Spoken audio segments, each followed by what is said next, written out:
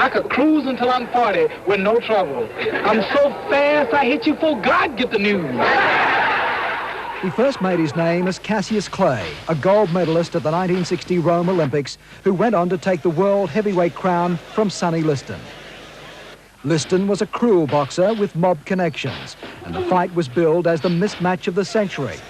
22-year-old Clay was laying his life on the line, according to most experts. The good-looking fighter, though, was full of confidence. He taunted and belittled Liston in the weeks leading up to the fight. He was going bear hunting and chanted, "Liston must go in 8." Clay flames with his left. Clay flames with his right. Look at young Cassius carry the fight. In fact, he went in 7 to a punch that nobody else saw. It reeked of controversy, but Clay was the new world champion. Initially, he was seen as a loudmouth pretender who had more one-liners than either Bob Hope or Jack Benny combined.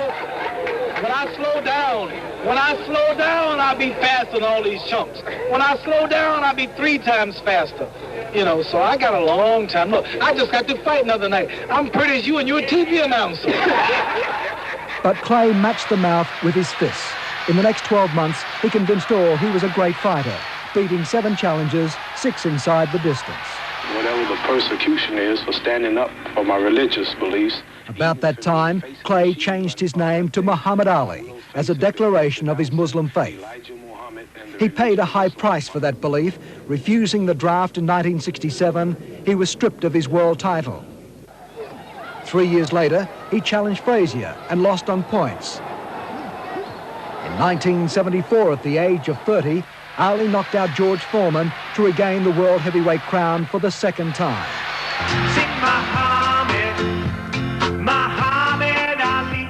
The famous slogan, "Float like a butterfly and sting like a bee," became a top 10 hit. The black Superman who calls to the other guy, Ali.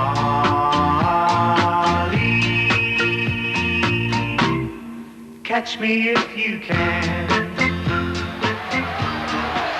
Perhaps his most memorable fight was the thriller in Manila in 1975 against Joe Frazier.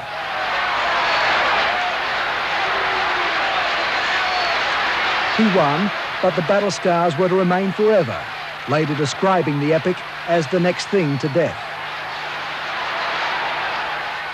Ali lost the crown in 1978 to Leon Spinks, but 7 months later, it was his for an amazing 3rd time. He was the greatest of all time, a magnificent athlete who at his prime was the best-known face in the world. What has since followed is sad, but should never overshadow what he once was. Don't get hit. Yeah, don't get hit. No scratches. 21 years, not a scratch. Great.